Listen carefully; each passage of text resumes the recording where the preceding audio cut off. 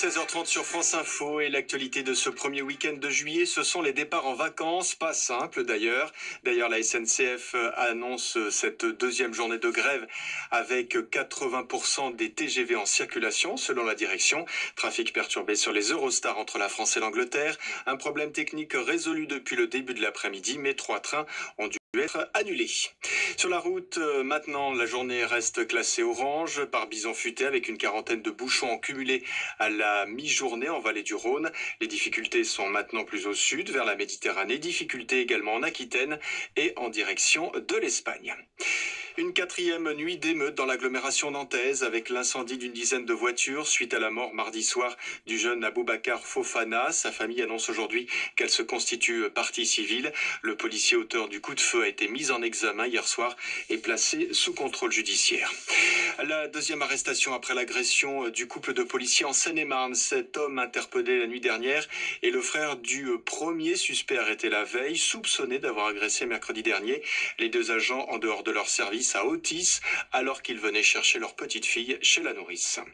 Le bilan passe à 30 morts officiellement selon les autorités. Après les intempéries au Japon, les victimes ont été touchées principalement lors des pluies torrentielles. Elles s'abattent depuis plusieurs jours sur le sud et l'ouest du Japon et provoquent des glissements de terrain importants.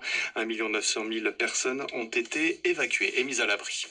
Des milliers de Syriens déplacés rentrent chez eux progressivement après l'accord signé hier dans le sud du pays. Au moins 325 000 civils ont fui vers la frontière avec la Jordanie, selon l'ONU, ces dernières semaines. Les rebelles sont désormais contraints de céder la province de Deraa après plus de 20 jours de cette offensive du régime de Damas et de son allié russe. Le sprinter Fernando Gaviria s'impose dans la première étape du Tour de France. Le cycliste colombien de l'équipe Quick Step s'empare du maillot jaune cet après-midi à l'issue d'une première étape jusqu'à Fontenay-le-Comte.